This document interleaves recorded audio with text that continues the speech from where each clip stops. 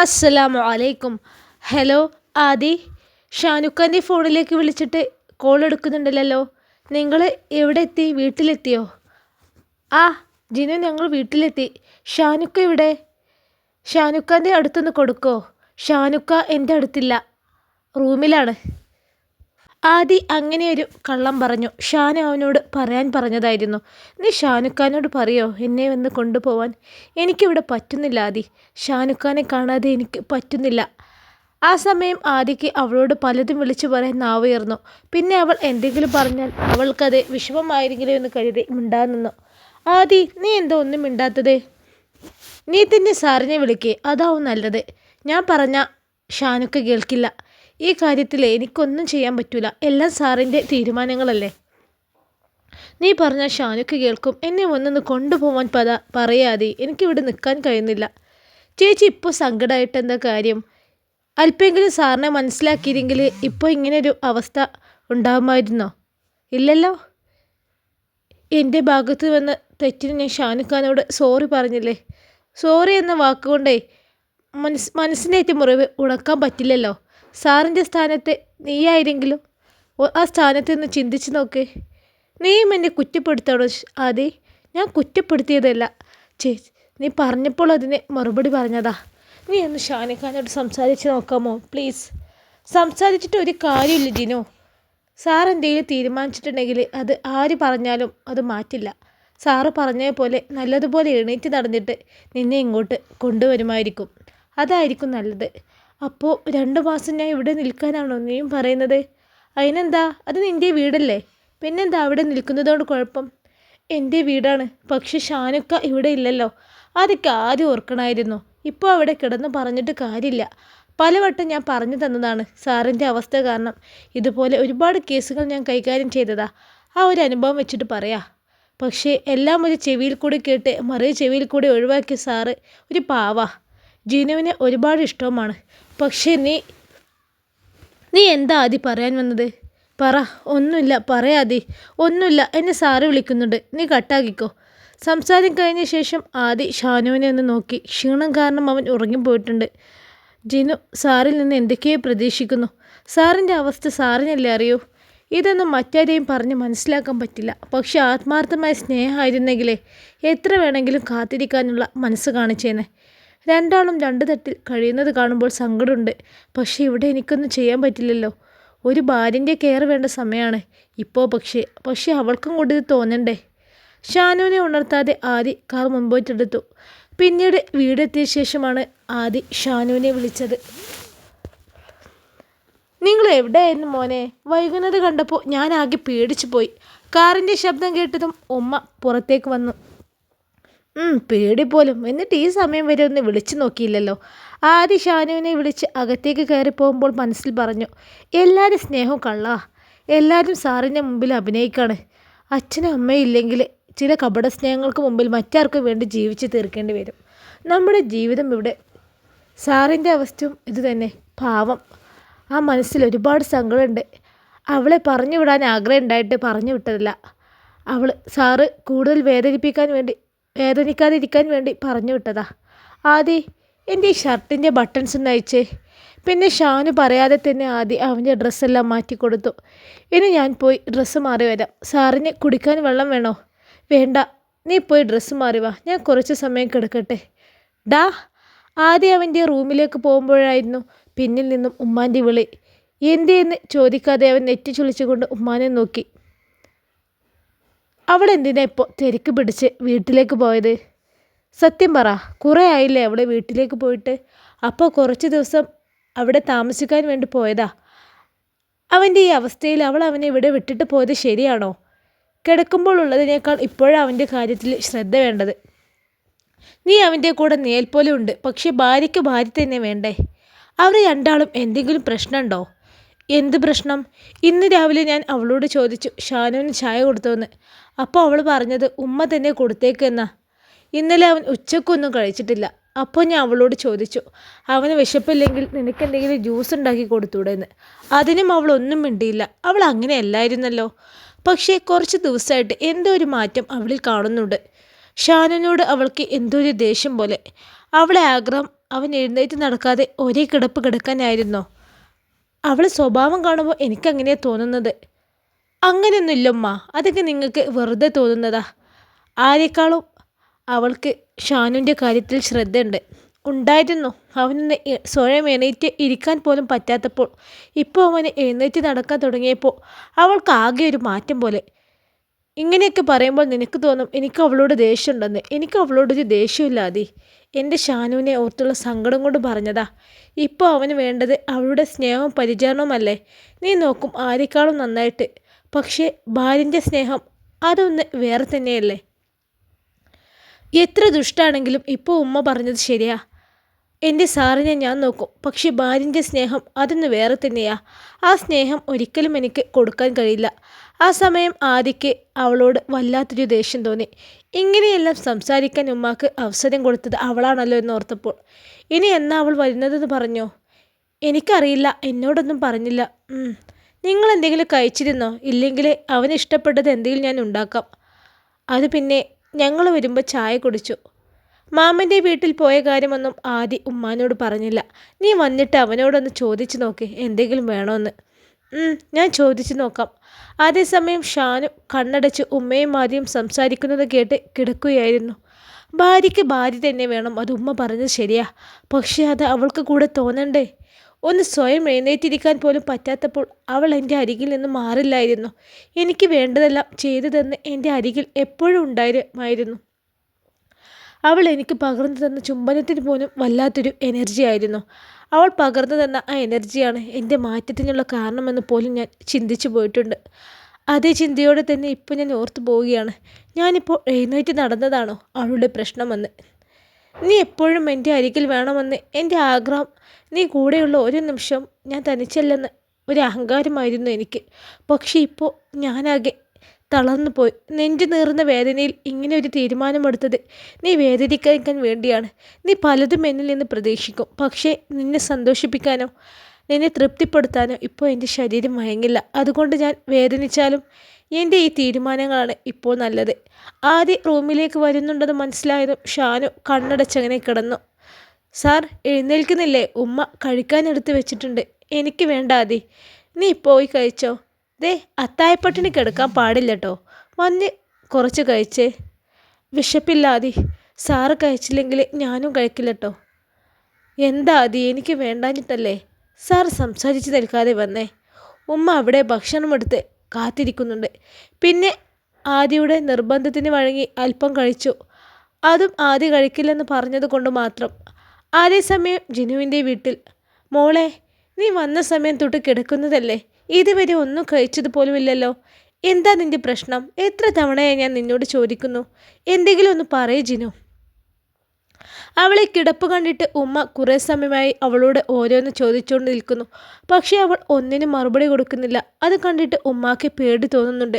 അവൾ എന്തെങ്കിലും പ്രശ്നമുണ്ടാക്കി വന്നതാണെന്നാണ് ഉമ്മാൻ്റെ ടെൻഷൻ. പക്ഷേ ഉപ്പ പറഞ്ഞത് കുറച്ച് ദിവസം അവളിവിടെ നിൽക്കാൻ വന്നതാണെന്നാണ്. നിൽക്കാൻ വന്നതാൾ ഇങ്ങനെ സങ്കടപ്പെട്ട് കിടക്കേണ്ട ആവശ്യമില്ലല്ലോ.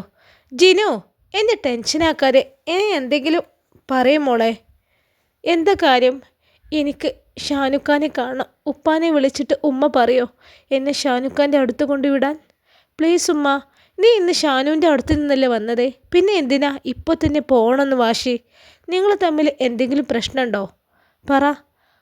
ഉമ്മാക്ക് ഉപ്പാനെ വിളിക്കാൻ പറ്റുമോ? അല്ലെങ്കിൽ ഒരു ഓട്ടോ വിളിച്ച് ഞാൻ പോയിക്കോളാം. അപ്പോഴേക്കും പുറത്ത് വണ്ടിയുടെ ശബ്ദം കേട്ട് വന്നത് ഉപ്പയാവുമെന്ന് അറിയാവുന്നത് കൊണ്ട് ഉമ്മ വേഗം ഉമ്മറത്തേക്ക് നടന്നു. ജിനു എവിടെ? ഉപ്പാൻ്റെ ചോദ്യം അല്പം ഉച്ചത്തിലായിരുന്നു. അവൾ ഷാനുവിൻ്റെ അടുത്തേക്ക് പോകണമെന്ന് പറഞ്ഞ് വാശി പിടിച്ച് കിടക്കുക. അവിടെ നിന്ന് വന്നത് മുതൽ ഒരേ കിടപ്പ്. ഇതുവരെ എഴുന്നേറ്റിട്ടില്ല, ഒന്നും കഴിച്ചിട്ടില്ല. നല്ല അടി കിട്ടാത്ത കുഴപ്പമവൾക്ക്. വിളിക്കവളെ. ഉപ്പാൻ്റെ ശബ്ദം കേട്ട് അവൾ അപ്പോഴേക്കും എണീറ്റിരുന്നു. എന്താ നിൻ്റെ പ്രശ്നം? ദേഷ്യത്തോടെയുള്ള ഉപ്പാൻ്റെ ചോദ്യം കേൾക്കെ അവൾക്ക് എന്തോ ഒരു പന്തികേട് തോന്നി. പറയടി, എന്താ നിൻ്റെ പ്രശ്നം? നിങ്ങളെന്തിനാ ഇങ്ങനെ ഒച്ച വെക്കുന്നത്? ഒന്ന് പതിയെ ചോദിക്ക്. നീ മിണ്ടരുത്. എൻ്റെ ചോദ്യം അവളോടാണ്. എനിക്ക് ഷാനുഖാൻ്റെ അടുത്തേക്ക് പോകണം. ഉപ്പാൻ്റെ മുഖത്തേക്ക് നോക്കാതെ പേടിയോടെ അവൾ പറഞ്ഞു. കഴിഞ്ഞില്ല. അപ്പോഴേക്കും ഉപ്പാൻ്റെ കൈ അവളുടെ കവിളിൽ പതിഞ്ഞിരുന്നു. ഉപ്പാൻ്റെ അടിയുടെ വേദനയേക്കാൾ അവളിൽ ഞെട്ടലാണ് അനുഭവപ്പെട്ടത്. കാരണം അന്ന് ആദ്യമായിട്ടാണ് ഉപ്പാൻ്റെ കൈ അവളെ വേദനിപ്പിച്ചത്. അടിയേറ്റ കവിൾത്തടം അമർത്തിപ്പിടിച്ച് നിറക്കണ്ണുകളോടെ അവൾ ഉപ്പാനെ ഒന്ന് നോക്കി. നിങ്ങൾ എന്തീ കാണിക്കുന്നത്? എന്തിനാ പോള അടിച്ചത്? ഉമ്മ ഉപ്പാനെ പിടിച്ചു മാറ്റാൻ ശ്രമിച്ചുകൊണ്ട് ചോദിച്ചു. ഞാൻ അടിച്ചതിൻ്റെ കാരണേ അവൾക്കറിയാം. ചോദിച്ചു നോക്ക് നിന്റെ പുന്നാര മോളോട്. എന്തൊക്കെയാ പഠിച്ചോനെ ഇവിടെ നടക്കുന്നത്? ഉമ്മ വേദനയുടെ നെഞ്ചിൽ കൈവച്ച് ചോദിച്ചു. എന്താ മോളെ പ്രശ്നം? നീ അവിടെ എന്തെങ്കിലും പ്രശ്നം ഉണ്ടാക്കി വന്നതാണോ? ഉമ്മക്ക് എന്നെ വിശ്വാസമില്ലേ? വിശ്വാസമുണ്ട്. പക്ഷെ ഉപ്പ ഇപ്പോൾ അടിച്ചതിൻ്റെ കാരണം എന്താ? എനിക്ക് മനസ്സിലായില്ല. കാരണമില്ലാതെ ഉപ്പ അടിക്കില്ലല്ലോ. അവൾ പറയില്ല. ഈ അങ്ങനെയൊക്കെ ചോദിച്ചാലും അവൾ പറയില്ല. നിങ്ങൾ ആരോ എന്തോ പറഞ്ഞ് തെറ്റിദ്ധരിപ്പിച്ചിരിക്കുകയാണ്. അല്ലാതെ അവൾ ഒരു തെറ്റ് ചെയ്യുമെന്ന് എനിക്ക് തോന്നുന്നില്ല. ഇതേ കാര്യം അറിയാതെ സംസാരിച്ചാലേ അടുത്തടി നിനക്കായിരിക്കും. അതുകൊണ്ട് മിണ്ടാതെ നിന്നോ. ഇങ്ങനെ ദേഷ്യാവാതെ കാര്യം എന്താണെന്ന് പറഞ്ഞൂടെ? എന്നാലല്ലേ എനിക്കറിയുള്ളൂ. അവളോട് ചോദിച്ച് നോക്കടി. അവൾക്കറിയില്ല. അറിയാമെങ്കിൽ അവൾ പറയില്ലേ? അവൾക്കറിയാം, പക്ഷെ അവൾ പറയില്ല. ഞാൻ എത്രയും പറഞ്ഞിട്ടും അവൾ കണ്ടില്ലേ മിണ്ടാതെ തലയും താഴ്ത്തി നിൽക്കുന്നത്. എങ്കിൽ നിങ്ങൾ പറ എന്താ കാര്യം എന്ന്. ഇവൾ അമ്മായിമ്മ വിളിച്ചിരുന്നു എന്നെ. അത് കേട്ടതും ജിനു നെട്ടിലൂടെ ഉപ്പാൻ്റെ മുഖത്തേക്ക് നോക്കി. അവർ എന്തിനാ വിളിച്ചത്? അവൾ വിളിച്ചത് അവൾ ഇവിടെ ചെയ്തു കൂട്ടുന്ന കാര്യം പറയാനേ. ഇവൾ അവിടെ എന്ത് ചെയ്തു എന്നാ അവർ പറയുന്നത്? ഷാനു എണീറ്റ് നടന്നത് മുതൽ ഇവൾക്ക് ഇഷ്ടമായിട്ടില്ല എന്നാണ് അവർ പറയുന്നത്. നിങ്ങൾ എന്തൊക്കെയാണ് പറയുന്നത്? അവനൊന്ന് എണീറ്റ് നടക്കാൻ വേണ്ടി പ്രാർത്ഥനയും നേർച്ചയുമായി അവൾ ഓരോ ദിവസം കഴിച്ചു കൂട്ടിയത് അവളോടാണോ നിങ്ങൾ പറയുന്നത്? അവൻ എണീറ്റ് നടന്നത് ഇവൾക്ക് ഇഷ്ടമായിട്ടില്ലെന്ന്. ഇതൊന്നും ഞാൻ പറഞ്ഞതല്ല, ഷാനുവിൻ്റെ ഉമ്മ പറഞ്ഞതാ. 2 ദിവസമായി അവൻ്റെ കാര്യങ്ങളൊന്നും ഇവൾ നോക്കാറില്ലെന്ന് രാവിലെ അവനെ വിളിച്ചുണർത്തുന്നതും അവന് ഭക്ഷണം കൊടുക്കുന്നതും ആദ്യമാണ്. പിന്നെ ഇവൾ എന്തിനാ അവിടെ? അവർ ഓരോന്ന് പറയുമ്പോൾ എൻ്റെ തൊലി ഉരിഞ്ഞു പോവാ. 2 ദിവസമായിട്ട് അവൾ അവനോട് നേരെ ഒന്നും മിണ്ടുന്നു പോലില്ല എന്ന് അവർ പറഞ്ഞത്. കാരണം അവർക്കറിയില്ല. അവർ എന്നോട് ചോദിക്കുക നിങ്ങളെ മോൾക്ക് എന്തെങ്കിലും പ്രശ്നമുണ്ടോ എന്ന്. എന്താ ഞാനിതിനൊക്കെ മറുപടി പറയേണ്ടത് അവരോട്? അവനൊന്ന് എണീറ്റ് കാണാൻ കണ്ണിലെണ്ണയച്ച് കാത്തിരുന്നതാ മറ്റുള്ളവർ. ഇപ്പോൾ അത് അവൻ എണീറ്റ് നടന്നപ്പോൾ അവൾക്ക് പുച്ഛം. എന്താ മോളെ ഇതൊക്കെ? ഉപ്പ പറയുന്നത് എന്തെങ്കിലും കാര്യമുണ്ടോ? അതോ നിൻ്റെ അമ്മായിമ്മക്ക് നിന്നോട് ദേഷ്യമുള്ളത് കൊണ്ടാണോ ഇങ്ങനെ പറയുന്നത്? അവർ പറഞ്ഞത് ഇവളോടുള്ള ദേഷ്യം കൊണ്ടല്ല. ആണെങ്കിലേ നിങ്ങൾ മോളോട് ഈ കാര്യത്തെക്കുറിച്ച് ചോദിക്കരുതെന്ന് പറയില്ലേ? അവർ പറഞ്ഞത് ഇവളോട് ചോദിക്കാനാണ്. അതുകൊണ്ട് ഇവൾ തന്നെ പറയണം എന്താ ഇവളെ പ്രശ്നമെന്ന്. എന്നിട്ട് തീരുമാനിക്കാം ഇനി അവിടേക്ക് പോകണോ വേണ്ടയോ എന്ന്. ഇത് കേട്ടതും ജിനു നെട്ടലൂടെ ഉപ്പാനെ ഒന്ന് നോക്കി. ഷാനുക്ക കൂടെയില്ലാത്ത ഒരു നിമിഷത്തെ പറ്റി അവൾക്ക് ആലോചിക്കാൻ പോലും പറ്റില്ല. ആ കേട്ടത് ഞാൻ അങ്ങോട്ട് പോയില്ലെങ്കിൽ ചങ്ക് പൊട്ടി മരിച്ചു പോവും. നീ എന്താ ജിനു ഉപ്പാനോട് മറുപടി പറയാത്തത്? അതിൻ്റെ അർത്ഥം ഷാനുവിൻ്റെ ഉമ്മ പറഞ്ഞതെല്ലാം ശരിയാണെന്നാണോ? എന്തൊക്കെ ചോദിച്ചിട്ടും ഒരക്ഷരം പറയാതെ നിൽക്കുന്നത് കണ്ടില്ലേ? അവളിതേ എന്നോട് കിട്ടേണ്ട എന്നുണ്ടെങ്കിലേ അവിടെ നടന്നത് എന്താണെന്ന് വെച്ചാൽ നിൻ്റെ ഉമ്മാക്ക് പറഞ്ഞു കൊടുക്കടി. വീണ്ടും ഉപ്പ അവളെ അടിക്കാൻ കൈ ഉയർത്തി പറഞ്ഞതും ഉമ്മ അയാളെ പിടിച്ചു മാറ്റി. അവൾ പറയോ നിങ്ങൾ ഇനി അടിക്കണ്ട, നീ എന്ന് എന്തെങ്കിലും പറ മോളെ. അവിടെ ജിനുവിൻ്റെ ഉമ്മാൻ്റെ ശബ്ദം ഉയർന്നപ്പോൾ പിന്നെ അവൾ ഒന്നും വിളിക്കാതെ 2 ദിവസം ഷാനുവിനോട് ചെയ്തതെല്ലാം ഉമ്മാക്കും ഉപ്പാക്കും മുൻപിൽ പറഞ്ഞു കഴിയുമ്പോൾ അവൾ കരഞ്ഞു പോയിരുന്നു. ഇത്ര കണ്ണ് ചോരില്ലാതെ പെരുമാറാൻ എങ്ങനെ കഴിഞ്ഞൂടി നിനക്ക്? അവനെ എണീറ്റ് കാണാൻ ആരെക്കാളും പ്രാർത്ഥനയോടെ കാത്തിരുന്നത് നീയല്ലേ? ആ നീ തന്നെ എന്താ അവനോട് ഇങ്ങനെ? മുഴുവൻ പറയാൻ കഴിയാതെ ഉമ്മാൻ്റെ ശബ്ദവും അടഞ്ഞു പോയിരുന്നു. ഇപ്പോൾ നിനക്ക് മനസ്സിലായോ അവർ വിളിച്ചു പറഞ്ഞതും കള്ളല്ലെന്ന്? ആദ്യം അവിടെ ഉണ്ട്. ഇവൾ നോക്കുന്നതിനേക്കാൾ പൊന്നുപോലെ അവൻ ഷാനുവിനെ നോക്കും. പക്ഷെ ഒരു ഭാര്യൻ്റെ സ്നേഹം എന്ന് പറയുന്നത് അത് വേറെ തന്നെയല്ലേ? പ്രത്യേകിച്ച് ഈ ഒരു അവസ്ഥയിൽ അതൊരു ഹോം നേഴ്സായ അവന് കൊടുക്കാൻ പറ്റില്ല. അന്ന് പാവം വന്ന് രജിസ്റ്റർ ഓഫീസിൽ വെച്ച് അവൻ എന്നോട് പറഞ്ഞത് എന്താണെന്നറിയോ? എനിക്ക് ആക്സിഡൻറ്റ് പറ്റിയത് മുതൽ ഉറക്കമില്ലാതെ അവളുടെ സന്തോഷങ്ങളെല്ലാം മാറ്റിവെച്ച് എനിക്ക് വേണ്ടി കഷ്ടപ്പെടുന്നുണ്ടെന്ന്. ഇപ്പോൾ ഒരാളുടെ സഹായത്തോടെ ആണെങ്കിലും എനിക്ക് എണീറ്റ് നടക്കാൻ കഴിയുന്നുണ്ടല്ലോ എന്ന്. അതുകൊണ്ട് കുറച്ച് ദിവസം അവളെ വീട്ടിൽ വന്ന് റെസ്റ്റ് എടുക്കട്ടെ എന്നാ. എന്നിട്ട് ഇവൾ ചെയ്ത ഓരോ കാര്യവും അവൻ എന്നോട് പറഞ്ഞിട്ടില്ല. അവന് വേണമെങ്കിൽ എന്നോട് പറയാമായിരുന്നു. ഞാൻ എണീറ്റ് നടന്നത് നിങ്ങളെ മോൾക്ക് ഇഷ്ടമായിട്ടില്ലെന്ന്. പക്ഷെ അവൻ പറയില്ല. കാരണേ അവനെ വലിയ മനസ്സിൻ്റെ ഉടമയാണ്. അതാണല്ലോ ആ സ്ഥലം ഇവളെ പേരിൽ കൂടി എഴുതി വെച്ചത്. നല്ലൊരു ജീവിതം കയ്യിൽ കിട്ടിയിട്ട് കളഞ്ഞു കുളിക്കാനാണ് ഉദ്ദേശങ്ങളില്ലേ? ഇനി ഉമ്മയും മക്കളും എന്താന്ന് വെച്ചാൽ ആയിക്കോ എന്ന് പറഞ്ഞ് ഉപ്പ ദേഷ്യത്തോടെ റൂമിൽ നിന്ന് ഇറങ്ങിപ്പോയി. ഉപ്പാക്ക് പിന്നാലെ തന്നെ ഉമ്മയും നടന്നു നീങ്ങി. ഇതെല്ലാം കേട്ടുകൊണ്ട് ഡോറിന് മുമ്പിൽ നിൽക്കുന്ന അനിയത്തിമാർ അവൾക്കരികിലേക്ക് വന്നു. അവളുടെ ഷോൾഡറിൽ കൈവച്ച് ചോദിച്ചു, ഇത്രയും വലിയൊരു ശിക്ഷ വേണമായിരുന്നോ ജിനു ആ പാവം മനുഷ്യനോട്? അത് കേട്ടവൾ അനിയത്തിമാരെ നിറകണ്ണുകളോടെ നോക്കി. ഡാ, നിങ്ങളും എന്നെ കുറ്റപ്പെടുത്തുകയാണോ? പിന്നെ ഇതൊക്കെ കേട്ട് നിന്നെ അഭിനന്ദിക്കണോ? നീ കുറച്ച് മുമ്പ് പറഞ്ഞില്ലേ ഞാൻ കിടക്കുന്നത് എവിടെയാണെന്ന്? ഷാനുക്ക ചോദിക്കാത്ത ദേഷ്യം കാരണമാണ് മനഃപൂർവ്വം ഞാൻ റൂമിലേക്ക് വരാൻ വൈകിയത്. അവിടെ ആ മനുഷ്യൻ്റെ അവസ്ഥ എപ്പോഴെങ്കിലും നീ മനസ്സിലാക്കാൻ ശ്രമിച്ചിട്ടുണ്ടോ? ഉണ്ടെങ്കിൽ നീ ഇങ്ങനെ ചെയ്യുമായിരുന്നോ ജിനോ? മാസങ്ങളോളം ഒരേ കിടപ്പിൽ ഒരു വിരൽ പോലും ചലിപ്പിക്കാൻ പറ്റാതെ കിടന്ന മനുഷ്യനിപ്പോൾ ഒന്ന് എഴുന്നേറ്റ് നടക്കാൻ തുടങ്ങുന്നതേയുള്ളൂ. അപ്പോൾ ആ ശരീരത്തിന് അതിൻ്റേതായ പരിമിതികളുണ്ടാവില്ലേ? അതൊന്നും മനസ്സിലാക്കാതെ നിന്നെക്കുറിച്ച് മാത്രം ചിന്തിച്ച് അവിടെ നിൻ്റെ സ്വാർത്ഥതയ്ക്ക് മുമ്പിൽ നീ ആ മനുഷ്യൻ്റെ അവസ്ഥ മറന്നു. നിങ്ങൾ എന്തൊക്കെയാണ് പറയുന്നത്? അങ്ങനെയൊന്നും പറയല്ലേ. എൻ്റെ ഷാനുക്ക എൻ്റെ ജീവനാണ്. ഓ പിന്നെ ജീവനായിട്ടാണല്ലോ ആ മനസ്സ് കീറി മുറിച്ച് ഈ ഇങ്ങോട്ട് വന്നത്. നിന്നെ വിവാഹം കഴിച്ച നാൾ മുതൽ ഞങ്ങൾക്ക് അങ്ങാരോട് ദേഷ്യമാണ്. അത് ഞങ്ങളുടെ വിവരമില്ലായ്മ. അതിൽ ഞങ്ങളിപ്പോൾ ഖേദിക്കുന്നുണ്ട്. ഉപ്പ എപ്പോഴും പറയാറുണ്ട്, ഷാനുവിനെ പോലെ ഒരാളെ മരുമകനായി കിട്ടിയതാണ് എൻ്റെ ഏറ്റവും വലിയ ഭാഗ്യമെന്ന്. അത് സത്യമാണെന്ന് അങ്ങേര് തെളിയിച്ചു കൊണ്ടിരിക്കുകയാണല്ലോ. എന്നെങ്കിലും ഒരിക്കൽ അങ്ങേരോട് ദേഷ്യമായതിനെല്ലാം ആ കാലിൽ വീണ് ഞങ്ങൾക്ക് മാപ്പ് പറയണം. ഇല്ലെങ്കിൽ പഠിച്ചോ ഞങ്ങളോട് പൊറുക്കില്ല. അല്ല, ഇനിയിപ്പോൾ എന്താ നിൻ്റെ തീരുമാനം?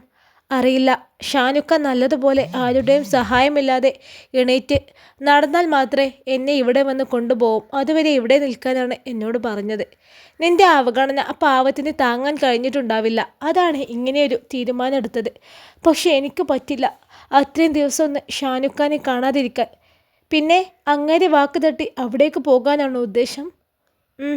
എന്നിട്ടെന്തിനാ ഇപ്പോഴുള്ള സമാധാനം ഇല്ലാതാക്കാനോ? എനിക്കറിയാം എന്നെപ്പോലെ ഷാനുക്കയും വേദനിക്കുന്നുണ്ടെന്ന്. ഞാൻ ചെയ്ത തെറ്റിന് ചെറിയൊരു ശിക്ഷ അത്രേ ഷാനുക്ക ഉദ്ദേശിച്ച് കാണൂ. അല്ലാതെ എന്നോട് ദേഷ്യം കാണിച്ച് അത്രയും ദിവസമൊന്നും എന്നെ മാറ്റി നിർത്താനേ ഷാനുക്കാക്കും കഴിയില്ല. അപ്പോൾ തിരിച്ചു പോവാൻ തന്നെയാണോ നിൻ്റെ ഉദ്ദേശം? നാളെ ഷാനുക്കാനെ ഞാൻ വിളിച്ചിട്ട് പറയും ഞാൻ അങ്ങോട്ട് വരുന്നുണ്ടെന്ന്. അപ്പോൾ നീ ഇനി പഠിക്കാൻ പോകുന്നില്ലേ? ഇല്ല, പഠിക്കാനുള്ള മൂടെല്ലാം പോയി. നീ പഠിക്കാൻ പോകാൻ വേണ്ടിയല്ലേ അളിയനെ നോക്കാൻ ഒരു ഹോം നേഴ്സിനെ നിർത്തിയത്? അളിയൻ? ആ വാക്ക് കേട്ട് ജിനു അത്ഭുതത്തോടെ അവളുടെ മുഖത്തേക്ക് നോക്കി. കുറച്ച് മുൻപ് വരെ അങ്ങേരെ എന്ന് വിളിച്ച ആളാണ് ഇപ്പോൾ അളിയൻ എന്ന് പറയുന്നു.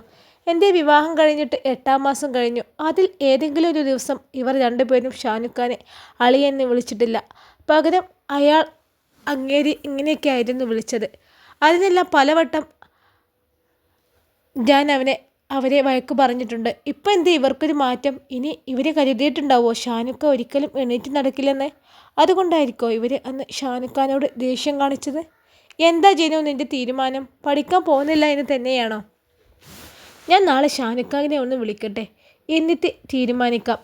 പിറ്റേന്ന് രാവിലെ ഫോൺ റിങ് ചെയ്തത് കേട്ടാണ് ഷാനു ഉണർന്നത്. സമയം നോക്കുമ്പോൾ 7 മണി. കോൾ അറ്റൻഡ് ചെയ്ത് ചെവിയോട് ചേർത്ത് വെച്ചു. ഷാനുക്ക. അപ്പോഴാണ് ജിനു ആണെന്ന് മനസ്സിലായത്. ഷാനുക്ക എണീറ്റോ? ഇല്ല. പിന്നെ രണ്ടാളും കുറച്ച് സമയത്തേക്ക് ഒന്നും മിണ്ടിയില്ല. അവൾ എന്തെങ്കിലും പറയട്ടെ എന്ന് കരുതി ഷാനു. ഞാൻ അങ്ങോട്ട് വന്നോട്ടെ? വേണ്ട എന്ന് മാത്രം പറയല്ലേ, എനിക്ക് പറ്റുന്നില്ല ഷാനുക്ക കൂടെ ഇല്ലാതെ. ഇടർച്ചയോടെയായിരുന്നു ആ വാക്കുകൾ. നീ പോകുമ്പോൾ ഞാൻ എന്താണ് പറഞ്ഞത് അത് കേട്ടാൽ മതി. അത്രയും ദിവസം എനിക്ക് ഷാനുക്കാനെ കാണാതിരിക്കാൻ പറ്റില്ല. പ്ലീസ് എന്നോട് വരണ്ട എന്ന് മാത്രം പറയല്ലേ. ഇല്ല ജിനു, നീ എത്ര തന്നെ പറഞ്ഞാലും എൻ്റെ തീരുമാനം ഞാൻ മാറ്റില്ല. കാരണം നീ ആഗ്രഹിക്കുന്നൊരു ഭർത്താവാകാൻ എനിക്കിപ്പോൾ കഴിയില്ല. അതുമാത്രമല്ല, നിനക്കെന്നെ മനസ്സിലാക്കാൻ കഴിയില്ല. ഒന്നാമത്തെ കാരണം അതാണ്. അതിനിടയ്ക്ക് ആദി റൂമിലേക്ക് വന്നെങ്കിലും അവൻ്റെ സംസാരം കേട്ട് അവൻ പുറത്തിറങ്ങി. ഷാനുക്കാനോടുള്ള ഇഷ്ടക്കൂടുതൽ കാരണം ഞാൻ പലതും ആഗ്രഹിച്ചു പോയി എന്നുള്ളത് സത്യം തന്നെയാണ്. പക്ഷേ ഞാൻ ഷാനുക്കാനെ മനസ്സിലാക്കിയില്ലെന്ന് മാത്രം പറയരുത്. അതെന്നെ കൊല്ലുന്നത് തുല്യമാണ്. നീ ഫോൺ വെക്ക്, ആദ്യം വന്നിട്ടുണ്ട്. എനിക്ക് പല്ലക്ക് തേക്കണം. ഞാൻ ഇന്ന് വന്നോട്ടെ? വേണ്ടെന്ന് പറഞ്ഞില്ലേ? കൂടുതൽ സംസാരിക്കാൻ നിൽക്കാതെ അവൻ കോൾ കട്ടാക്കി കഴിഞ്ഞിരുന്നു. ഇൻഷാ അല്ലാ ഈ കഥയുടെ ബാക്കി ഭാഗവുമായി നാളെ കാണാം. അസ്സലാമു അലൈക്കും. എല്ലാവരും ലൈക്കും കമൻറ്റൊക്കെ ചെയ്യണേ.